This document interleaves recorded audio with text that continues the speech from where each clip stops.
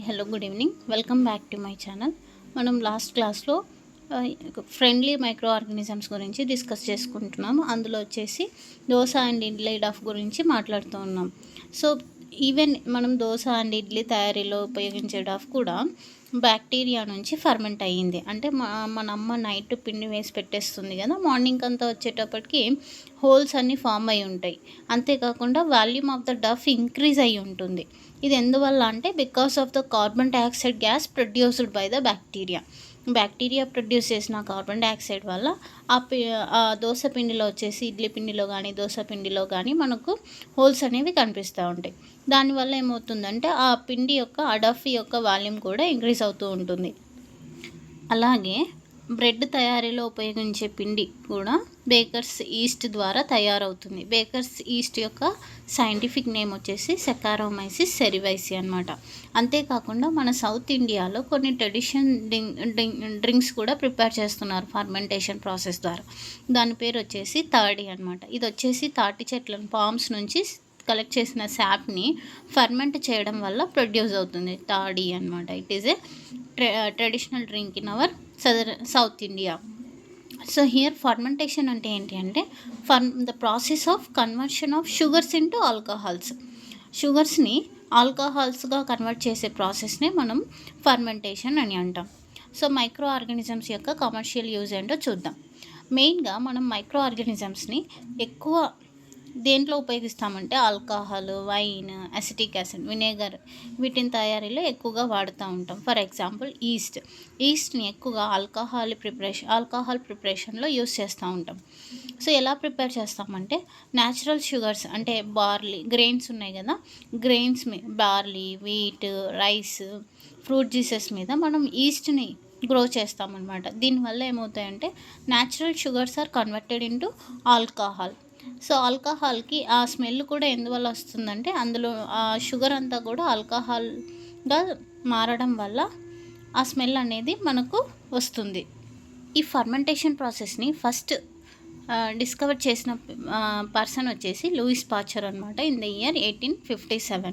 Next వచ్చేసి medicinal use of micro ఆర్గానిజమ్స్ని మనం medicine ప్రిపరేషన్స్లో కూడా యూజ్ చేస్తున్నాం. వీటిని ఉపయోగించుకొని మనం antibiotics, capsules, injections like penicillin ఇలాంటివన్నీ కూడా మనం ప్రిపేర్ చేస్తున్నాం. ఎందుకు మెడిసిన్స్ని వాడతాము? డిసీజ్ కాజింగ్ మైక్రో ఆర్గానిజమ్స్ని చంపడానికి లేదా వాటి యొక్క గ్రోత్ని స్టాప్ చేయడానికి మనం ఈ మెడిసిన్స్ని వాడుతూ ఉన్నాం. చాలా వరకు బ్యాక్టీరియా అండ్ ఫంగైస్ని యూజ్ చేస్తూ మనం యాంటీబయాటిక్స్ని ప్రిపేర్ చేస్తున్నాం. కొన్ని ఎగ్జాంపుల్స్ వచ్చేసి స్ట్రెప్టోమైసిన్, టెట్రాసిలిన్, ఎరిథ్రోమైసిన్ ఇవన్నీ కూడా బ్యాక్టీరియా అండ్ ఫంగైని ఉపయోగించుకొని మనము మెడిసిన్స్ని తయారు చేస్తున్నాం. Next one is penicillin.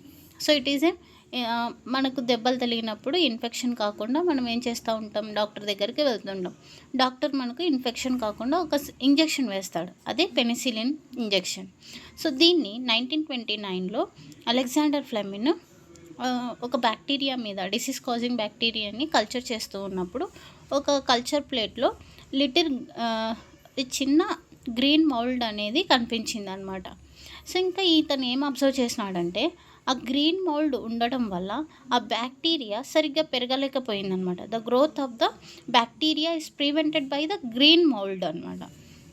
So in fact it also killed many of the bacteria. చాలా వరకు బ్యాక్టీరియాస్ని ఏం చేసిందంటే ఆ మౌల్డ్ చంపేసిందనమాట. సో దట్ గ్రీన్ మౌల్డ్ పేరేంటి అంటే పెనిసిలియం నోటాటమ్ అనమాట. పెనిసిలియం నోటాటమ్ నుంచి తీసుకున్న మెడిసినే పెనిసిలిన్. దాన్ని ఉపయోగించుకుని పెన్సిలిన్ని ప్రిపేర్ చేస్తున్నారు. నెక్స్ట్ థింగ్ వచ్చేసి వ్యాక్సిన్ అనమాట. సో ఒక డిసీజ్ కాజింగ్ మైక్రోబ్ మన బాడీలోకి ఎంటర్ అయిందనుకోండి, బాడీ ఏం చేస్తుందంటే ఆ మైక్రోబ్తో ఫైట్ చేయడానికి యాంటీబాడీస్ని ప్రొడ్యూస్ చేస్తుంది. ఈ యాంటీబాడీస్ ఆ మైక్రో ఆర్గానిజమ్స్తో ఫైట్ చేస్తాయి. అంతేకాకుండా మన బాడీ ఆ మైక్రో ఆర్గానిజం మళ్ళీ మన బాడీలోకి ఎంటర్ అయినప్పుడు ఎలా ఫైట్ చేయాలో కూడా అది గుర్తుపెట్టుకుంటుంది అనమాట. If dead or weekend microbes, ఇలాంటి మైక్రోబ్స్ని చనిపోయినవి కానీ లేదా వీకెండ్ మైక్రోబ్స్ని హెల్తీ బాడీలోకి ఇంట్రడ్యూస్ చేయడం వల్ల బాడీ యాంటీబాడీస్ని ప్రొడ్యూస్ చేసుకొని వాటి మీద ఫైట్ చేస్తుందన్నమాట. వీటిని ఏమంటామంటే వ్యాక్సిన్స్ అనమాట. ఈ వ్యాక్సిన్ మన బాడీలో అలాగే ఉండిపోయి మనల్ని డిసీజ్ కాజింగ్ మైక్రోబ్స్ నుంచి జీవితాంతం కాపాడుతూ ఉంటుంది. ఇలాంటి కొన్ని వ్యాక్సిన్స్ ఏవో మనం చూద్దాం. కలరా వైరస్ కలరా వ్యాక్సిన్ కనుక్కున్నారు. Tuberculosis TB vaccine, small pox దీనికి కూడా వ్యాక్సిన్ కనుక్కున్నారు. హెపటైటిస్. ఎవ్రీ ఇయర్ మనం పల్స్ పోలియో ప్రోగ్రామ్ని చూస్తూ ఉంటాం. సో ఈ పల్స్ పోలియో ప్రోగ్రాంలో ప్రతి చైల్డ్కి ఇంటికి వచ్చి పోలియో డ్రాప్స్ వేస్తూ ఉంటారు. This polio drops is also a vaccine అనమాట. ఎడ్వర్డ్ జెన్నర్ స్మాల్ పాక్స్కి వ్యాక్సిన్ కనుక్కున్నారు ఇన్ ద ఇయర్ 1798. కొన్ని మైక్రో ఆర్గానిజమ్స్ సాయిల్ ఫర్టిలిటీని కూడా ఇంక్రీజ్ చేసేవి ఉన్నాయి.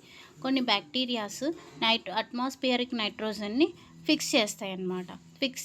సాయిల్తో ఫిక్స్ చేసి సాయిల్ ఫర్టిలిటీని ఇంక్రీజ్ చేస్తాయి. అందుకే వీటిని biological nitrogen fixers.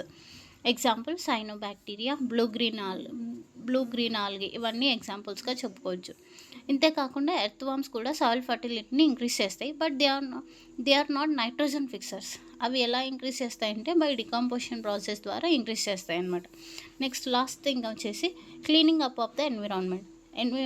Micro organisms are playing a very important role in the cleaning up of ఎన్విరాన్మెంట్ని క్లీన్ చేయడంలో కూడా పాత్ర వహిస్తున్నాయి. ఎగ్జాంపుల్స్ వచ్చేసి డికంపోజర్స్ ఏం చేస్తాయంటే డెడ్ అండ్ డికేయింగ్ మ్యాటర్ని డికంపోజ్ చేస్తాయి అన్నమాట. అందుకే వీటికి డికంపోజర్స్ అని అంటాం.